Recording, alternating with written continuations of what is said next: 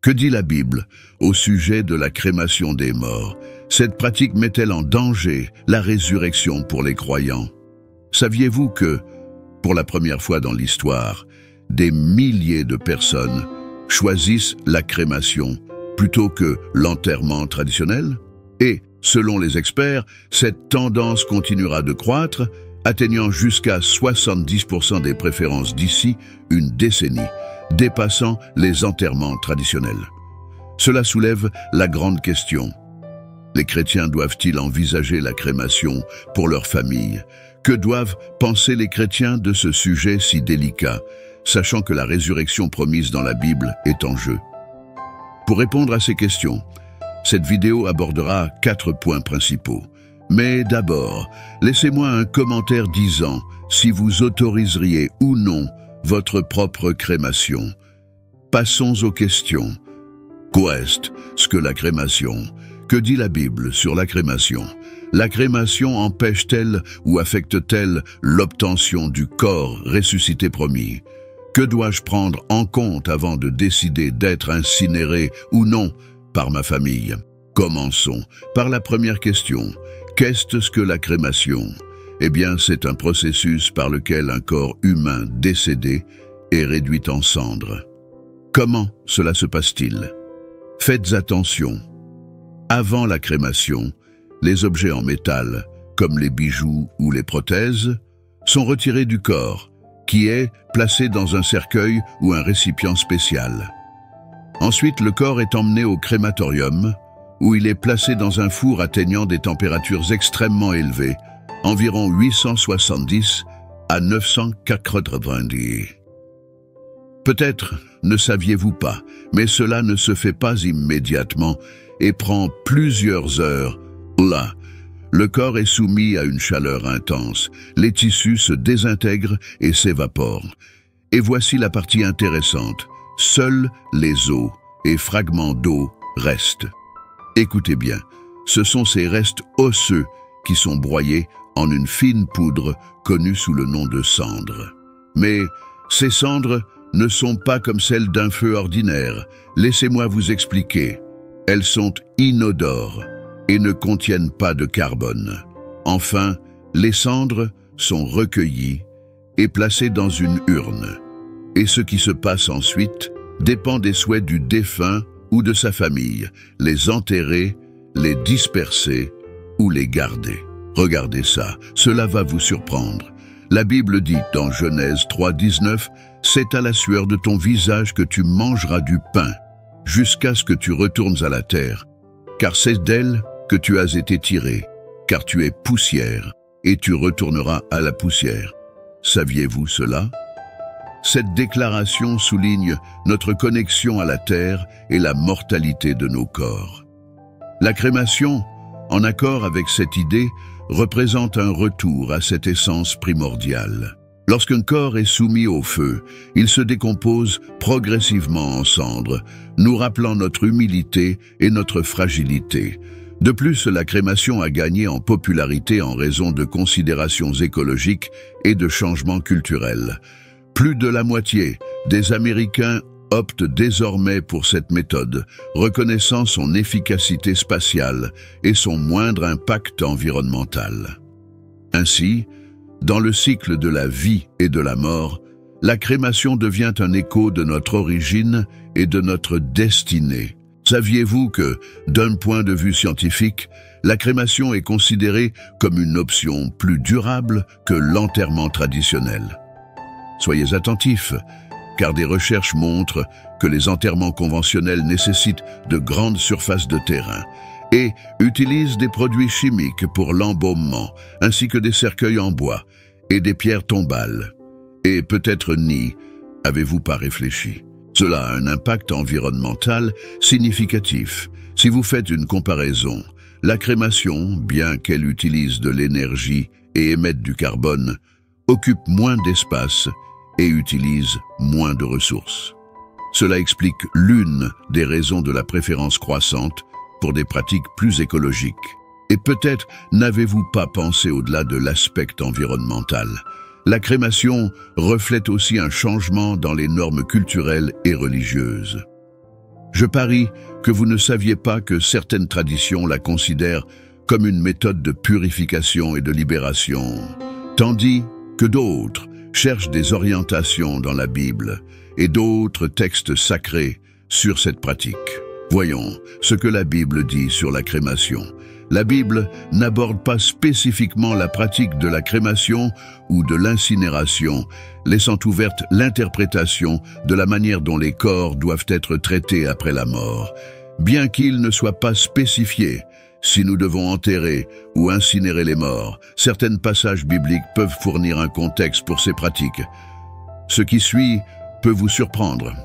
Saviez-vous que la Bible contient des exemples et des symboles qui peuvent nous aider à comprendre comment Dieu voit la crémation et l'inhumation? Tout au long des Écritures, le feu a de multiples significations. Dans de nombreux cas, le feu est associé à la purification et à la présence divine, comme le buisson ardent que Moïse a rencontré dans le désert en Exode 3, ou le feu qui est descendu du ciel sur le mont Carmel lors de la confrontation d'Élie avec les prophètes de Baal en 1 Roi 36-39. À l'heure du sacrifice, le prophète Élie s'avança et pria « Ô Seigneur, Dieu d'Abraham, d'Isaac et d'Israël, fais savoir aujourd'hui que tu es Dieu en Israël et que je suis ton serviteur et que j'ai fait toutes ces choses par ta parole. Réponds-moi, Seigneur, réponds-moi, afin que ce peuple sache que c'est toi, Seigneur, qui es Dieu, et que tu ramènes leur cœur. » Alors le feu du Seigneur tomba et brûla le sacrifice, le bois, les pierres et la terre, et il lécha l'eau dans le fossé. Quand tout le peuple vit cela, ils tombèrent face contre terre et s'écrièrent « Le Seigneur est Dieu, le Seigneur est Dieu ». Ainsi, le feu n'a pas nécessairement des connotations négatives. Il est important de se rappeler que la pratique de l'inhumation a également été un symbole de respect et de dignité. Saviez-vous qu'Abraham a acheté une grotte à Macpéla pour enterrer sa femme Sarah en Genèse 23 et que Joseph a fait promettre aux enfants d'Israël d'emporter ses ossements en retour à la terre promise en Genèse 50-25. Je parie que vous ne saviez pas que ces exemples montrent une forte tradition d'inhumation parmi le peuple de Dieu. Cependant, ceux-ci ne sont pas des mandats explicites pour les chrétiens modernes, mais plutôt des exemples culturels et contextuels. Gardez à l'esprit que, à mesure que la société évolue, les pratiques funéraires changent également. Dans de nombreux endroits, l'espace pour l'inhumation est limité et les coûts associés aux enterrements traditionnels peuvent être exorbitants. Que signifie cela? Dans ce contexte, la crémation offre une alternative pratique et souvent plus abordable. De plus, vous devez considérer quelque chose de fondamental. Avant tout, dans la théologie chrétienne, l'accent est mis sur la résurrection et la vie éternelle, et non sur l'état du corps physique après la mort. Jésus a dit dans Jean chapitre 11, « Je suis la résurrection et la vie. Celui qui croit en moi vivra, même s'il meurt, et quiconque vit et croit en moi ne mourra jamais. » Ce message renforce l'idée que notre espérance ne réside pas dans la préservation du corps physique, mais dans la promesse de la vie éternelle avec Dieu. Approfondissons ce que la Bible dit sur la crémation. L'un des exemples les plus cités est le récit en 1 Samuel, chapitre 31. Après la défaite de Saül et de ses fils lors de la bataille contre les Philistins, les Israélites ont récupéré leur corps. La Bible dit que tous les hommes vaillants ont voyagé pendant la nuit jusqu'à Bethsan et ont enlevé les corps de Saül et de ses fils du mur. Ils les ont emmenés à Jabès, où ils ont brûlé les corps. Ensuite, ils ont pris les os et les ont enterrés sous un tamaris à Jabès, et ils ont jeûné pendant 7 jours. Avez-vous déjà considéré que le choix de brûler les corps était probablement dû à l'état dans lequel ils se trouvaient? Ils pouvaient avoir été mutilés ou tellement endommagés que enterrement traditionnel ou leur transport pour inhumation n'était pas pratique. Le texte indique que les corps ont été retirés du mur, ce qui suggère qu'ils étaient probablement dans un état déplorable après la défaite et l'exposition publique. Il est très possible qu'ils aient subi des mutilations ou des dommages importants qui rendaient l'enterrement traditionnel difficile, voire impossible. Dans ces circonstances, la crémation pouvait être l'option la plus pratique et respectueuse pour disposer des restes. De plus, le fait que les Israélites aient transporté les corps de Bethsan à Jabès pour effectuer la crémation et l'enterrement subséquent des os indique qu'il y a eu un effort pour leur donner une sépulture digne, malgré les difficultés. Les 7 jours de jeûne suggèrent également que cela a été un processus cérémonial rempli de tristesse. Ainsi, plutôt que de voir cet épisode comme une déviation des normes d'inhumation, il semble que ce soit une solution pragmatique face à des circonstances tragiques. La crémation a probablement été choisie comme la méthode la plus appropriée pour honorer Saül et ses fils, étant donné l'état de leur corps. Ce passage ne semble pas indiquer un rejet général de l'inhumation traditionnelle, mais plutôt une adaptation aux réalités pratiques d'une situation extrême. Dans ce contexte, pensez-vous que la crémation était une pratique courante dans l'Israël ancien, ou était-ce une exception dans ce cas spécifique? Selon l'analyse biblique, la crémation semble avoir été une pratique exceptionnelle dans l'Israël ancien, plutôt qu'une pratique courante. Les preuves suggèrent que la culture traditionnelle de l'inhumation dans des tombes ou des grottes était la norme prédominante à cette époque et dans cette culture. Des exemples, comme ceux des patriarches et des rois de l'Ancien Testament, qui ont été enterrés dans des sépultures familiales, soutiennent cette observation. La crémation semble avoir été plus une exception qu'une norme dans l'Israël ancien, réservée à des situations exceptionnelles lorsque l'inhumation traditionnelle n'était pas viable. L'inhumation reste la pratique dominante reflétée dans les récits bibliques. Mais ce qui suit va certainement vous surprendre. Saviez-vous qu'il y a aussi des références dans la Bible où l'incinération est liée à la peine de mort?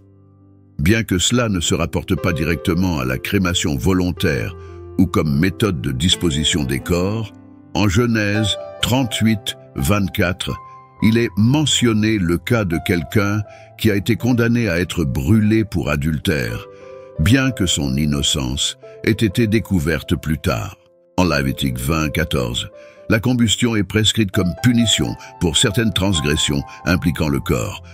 En Nombre 16, il est raconté comment un feu du Seigneur a consumé 250 hommes qui offraient de l'encens de manière inappropriée. Enfin, en Josué 7, Akan et sa famille sont lapidés puis brûlés en raison de leur péché de prendre des objets interdits.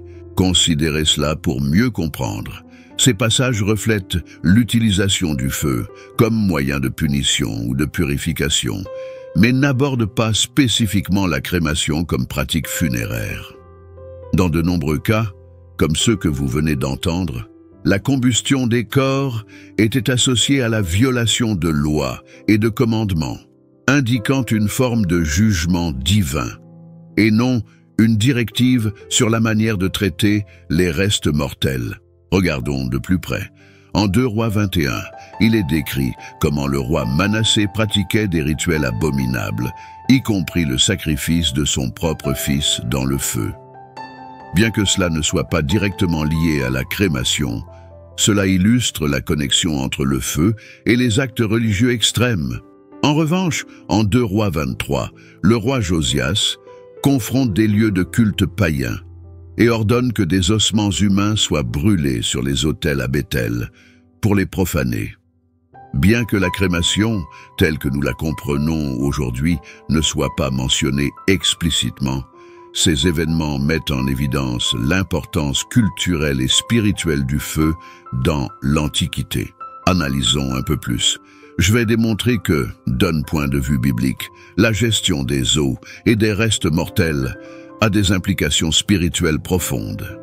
En Nombre 19, Il est établi que quiconque touche quelqu'un qui a été tué et enterré sera impur pendant 7 jours, soulignant la vision de la mort comme un événement créant une séparation rituelle et nécessitant une purification. Comprenez-vous? Cela a laissé place à diverses interprétations et adaptations au sein des principes chrétiens. Par exemple, certaines dénominations chrétiennes acceptent la crémation comme une pratique moderne et appropriée, tant qu'elle est réalisée avec respect et dignité, tandis que d'autres la rejettent en raison de ses connotations historiques ou doctrinales. Cette ambiguïté permet aux croyances et pratiques funéraires chrétiennes d'évoluer en s'adaptant aux nouvelles réalités sans perdre de vue les principes fondamentaux de respect et de révérence envers les défunts. Laissez-moi maintenant expliquer d'un point de vue environnemental. Saviez-vous que la crémation a une empreinte écologique plus faible pour plusieurs raisons? Premièrement, elle nécessite moins d'espace que les cimetières traditionnels, libérant ainsi des terres pour d'autres usages.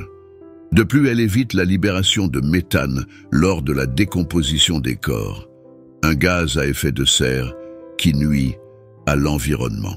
Deuxièmement, et cela représente une économie significative, la crémation utilise moins de ressources matérielles, telles que les cercueils et les pierres tombales, réduisant ainsi son impact environnemental. Cependant, je vais révéler quelque chose qui vous surprendra encore plus. En plus de l'inhumation traditionnelle qui semble avoir été la pratique prédominante dans l'ancien Israël, et des quelques cas exceptionnels de crémation que nous avons vus jusqu'à présent, il existait également d'autres pratiques funéraires courantes. Saviez-vous que la momification, bien que moins fréquente qu'en Égypte, était une pratique connue en Israël? Peut-être ne le saviez-vous pas, mais un exemple en est la préparation du corps de Jacob, qui a été embaumé avant d'être transporté à Canaan pour être enterré selon Genèse 50. Maintenant, la troisième question. La crémation affectera-t-elle nos corps ressuscités? Cela nous empêchera-t-il de recevoir cette promesse? Explorons quelques principes bibliques pertinents pour déterminer la réponse. Analysons cela. En ce qui concerne les corps glorifiés, dans 1 Corinthiens 15, l'apôtre Paul parle des corps ressuscités.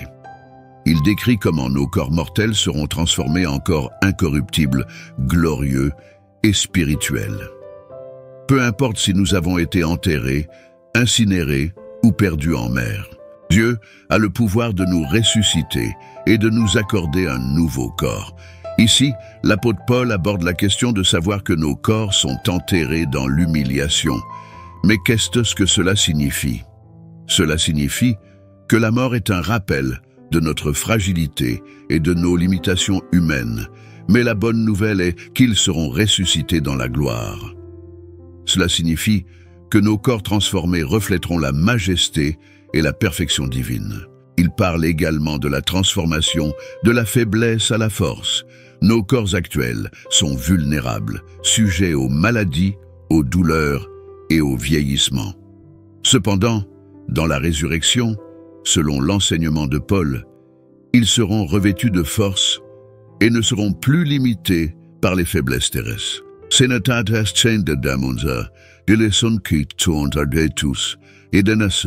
Il explique également qu'ils passeront de naturel à spirituel. Nos corps actuels sont naturels, adaptés à cette vie sur terre, mais dans la résurrection, ils seront spirituels. Qu'est-ce que cela signifie? Cela ne veut pas dire que nous serons des fantômes ou des entités éthérées, mais que nos corps seront en harmonie avec l'Esprit de Dieu, libérés des limitations physiques et connectés à la vie éternelle. Maintenant vient une analyse surprenante. Faites attention. En ce qui concerne la liberté de Dieu, la Bible met également en avant la souveraineté de Dieu. Il a le pouvoir de restaurer et de transformer n'importe quel corps, quelle que soit son condition d'origine. La crémation ne limite pas la capacité de Dieu à accomplir ses promesses. Explorons ce sujet plus en détail. La Bible présente Dieu comme le créateur et le soutien de tout l'univers. Son pouvoir est infini et n'est pas limité par les lois naturelles ou les circonstances humaines. Dans le contexte de la résurrection, cette idée est cruciale. Dieu a le pouvoir de restaurer et de transformer au-delà de ce que nous pouvons comprendre. Dans 1 Thessaloniciens 4 se trouve la pierre angulaire de la promesse de la résurrection. Il décrit un événement futur lorsque Jésus reviendra. Quand cela se produira, ceux qui sont morts en Christ ressusciteront d'abord, et ensuite, ceux qui seront encore en vie à ce moment-là seront enlevés avec les ressuscités pour rencontrer le Seigneur dans les airs. Cela fait référence à la rencontre de tous les croyants avec Jésus. Il est important de souligner l'indépendance de l'état physique. Notez que le verset souligne que la résurrection et l'enlèvement des croyants ne dépendent pas de l'état physique des corps, mais de la promesse et du pouvoir de Dieu. En ce qui concerne l'état physique antérieur, peu importe si les morts en Christ ont été enterrés, incinérés ou même perdus en mer, Dieu a le pouvoir de restaurer et de transformer n'importe quel corps. La résurrection implique un changement radical vers des corps incorruptibles et glorieux. Maintenant, la question la plus difficile. Je suis chrétien et je considère la crémation. Que dois-je prendre en compte? Il existe plusieurs aspects que vous devez analyser pour prendre une décision éclairée et être en paix avec votre foi. Premièrement, considérez la doctrine et les enseignements de votre Église. Que pense votre congrégation? Si vous en faites partie, il est important de connaître la position spécifique de votre Église sur la crémation. Honnêtement, certaines églises, comme l'Église catholique, permettent maintenant la crémation, à condition qu'elle ne soit pas choisie pour des raisons contraires à la foi chrétienne et que les restes soient traités avec respect, y compris l'inhumation dans un lieu sacré. D'autres dénominations protestantes peuvent avoir une vision plus ouverte ou plus restrictive. Là, deuxièmement, considérez la signification spirituelle et théologique de la crémation en termes de son alignement avec vos croyances sur la résurrection et la vie éternelle. Certaines interprétations bibliques insistent sur l'inhumation traditionnelle dans la terre comme une forme de symboliser l'espoir en la résurrection corporelle, tandis que d'autres peuvent voir la crémation comme un processus tout aussi valable, à condition qu'elle soit réalisée avec le respect et la dignité due. Troisièmement, réfléchissez aux rituels et coutumes associés à la mort et à l'inhumation dans votre communauté de foi. Parlez avec votre pasteur ou leader spirituel de la manière dont ces pratiques peuvent être adaptées pour honorer à la fois vos souhaits et les traditions de votre foi. Et quatrièmement, évaluez l'impact familial et communautaire. Considérez comment votre famille et vos amis se sentiraient au sujet de la crémation.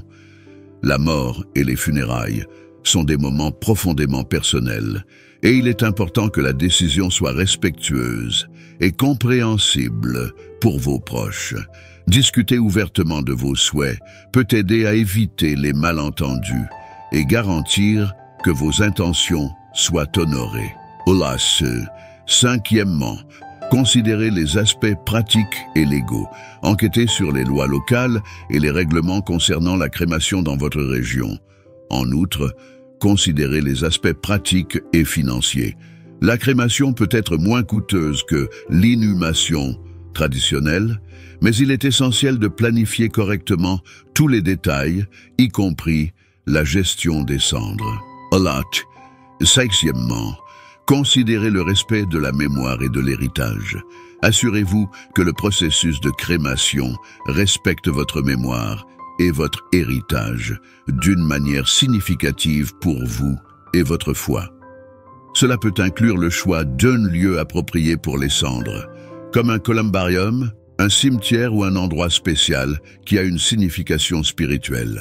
En prenant en compte ces aspects, vous pouvez prendre une décision éclairée sur la crémation qui soit en harmonie avec vos croyances et valeurs chrétiennes. Pour vous, la décision finale doit apporter la paix intérieure. La mort est une partie inhérente de la vie et nous devons tous y faire face à un moment donné. L'essentiel est que vous choisissiez ce qui résonne avec vos valeurs et croyances, trouvant la tranquillité dans ce choix. Bien que ce soit un sujet délicat, au-delà des versets sur ce que la Bible dit à propos de la crémation selon les récits bibliques, il n'y a pas d'interdiction claire établie. La décision d'être enterré ou incinéré doit être basée sur une réflexion attentive sur la foi personnelle, les enseignements de l'Église, les préoccupations pratiques et les souhaits familiaux. Le plus important est de vivre avec l'espoir de la résurrection et la promesse de la vie éternelle en Christ, en gardant la paix et la tranquillité dans la décision que vous prendrez. Cher Dieu, nous te remercions pour ta sagesse infinie et ton amour nous guidant dans toutes les questions de la vie, y compris la délicate décision concernant le destin de nos corps après la mort. Nous te demandons d'éclairer nos cœurs et nos esprits, alors que nous réfléchissons à la pratique de la crémation et à son rapport avec la foi chrétienne. Seigneur, tu nous as rappelé à travers les Écritures que nos corps sont temporaires et que notre véritable demeure est avec toi dans l'éternité. Aide-nous à comprendre que nous soyons enterrés ou incinérés, ce qui importe le plus est notre foi en toi et la promesse de la résurrection. Que nous puissions toujours avoir confiance en ton pouvoir de transformer et de restaurer, indépendamment de l'état de nos corps physiques. Père, nous demandons la sagesse pour prendre des décisions qui te honorent et respectent nos traditions et croyances. Que nous puissions trouver la paix intérieure en choisissant ce qui est le mieux pour nous et nos proches, sachant que notre espoir est fermement ancré dans ta promesse de vie éternelle.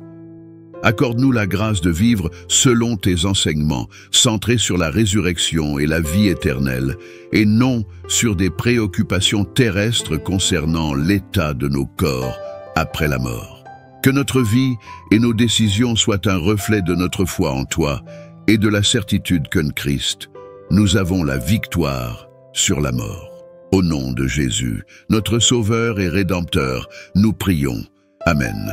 Laissez vos pensées sur le sujet dans les commentaires en respectant toujours les opinions des autres.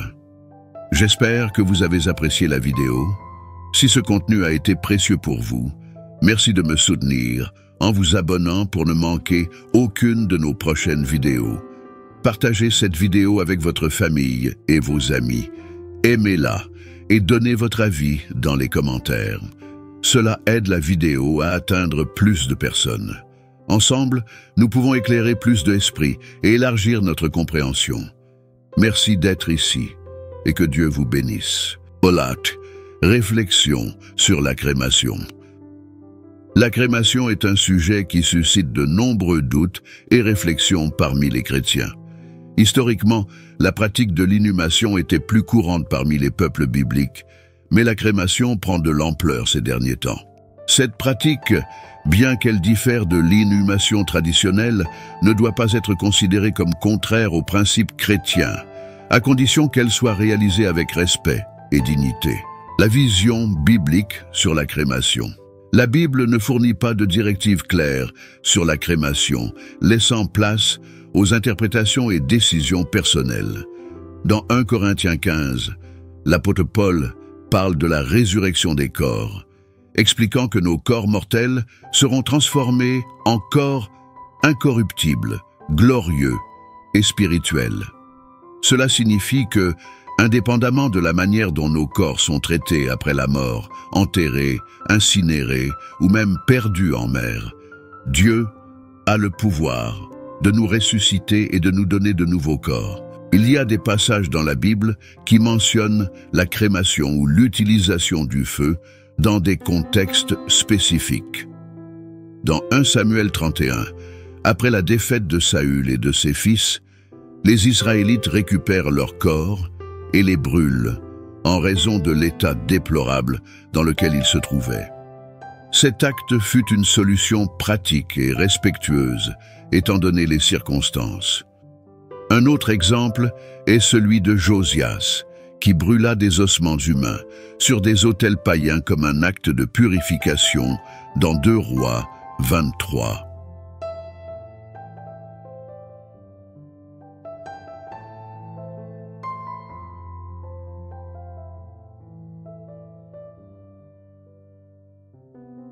Question pratique et spirituelle. Lorsque vous considérez la crémation, il est important de prendre en compte plusieurs aspects. 1. Enseignement de l'Église.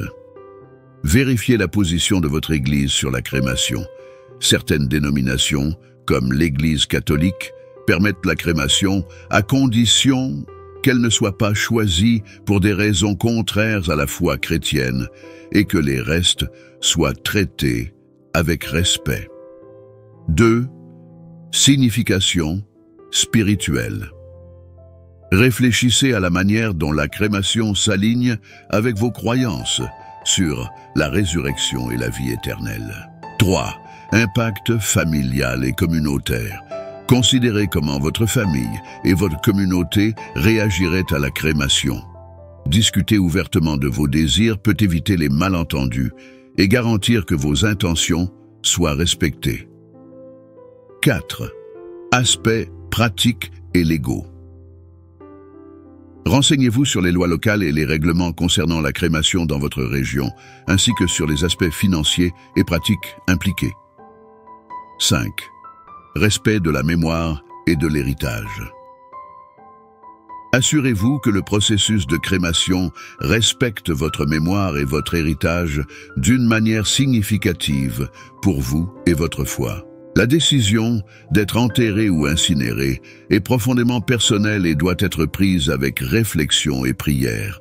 L'essentiel est de vivre avec l'espoir de la résurrection et la promesse de la vie éternelle en Christ, tout en conservant la paix et la tranquillité dans la décision que vous prendrez. Souvenez-vous que Dieu, dans sa sagesse infinie et son pouvoir, peut restaurer et transformer nos corps, indépendamment de leur état physique, après la mort. Prière. Cher Dieu, nous te remercions pour ta sagesse infinie et ton amour, nous guidant dans toutes les questions de la vie, y compris la délicate décision concernant le destin de nos corps après la mort. Nous te demandons d'éclairer nos cœurs et nos esprits, alors que nous réfléchissons à la pratique de la crémation et à son rapport avec la foi chrétienne. Seigneur, tu nous as rappelé à travers les Écritures que nos corps sont temporaires et que notre véritable demeure est avec toi dans l'éternité. Aide-nous à comprendre que nous soyons enterrés ou incinérés, ce qui importe le plus est notre foi en toi et la promesse de la résurrection. Que nous puissions toujours avoir confiance en ton pouvoir de transformer et de restaurer, indépendamment de l'état de nos corps physiques. Père, nous demandons la sagesse pour prendre des décisions qui te honorent et respectent nos traditions et croyances. Que nous puissions trouver la paix intérieure en choisissant ce qui est le mieux pour nous et nos proches, sachant que notre espoir est fermement ancré dans ta promesse de vie éternelle. Accorde-nous la grâce de vivre selon tes enseignements, centrés sur la résurrection et la vie éternelle, et non sur des préoccupations terrestres concernant l'état de nos corps après la mort. Que notre vie et nos décisions soient un reflet de notre foi en toi et de la certitude qu'en Christ, nous avons la victoire sur la mort.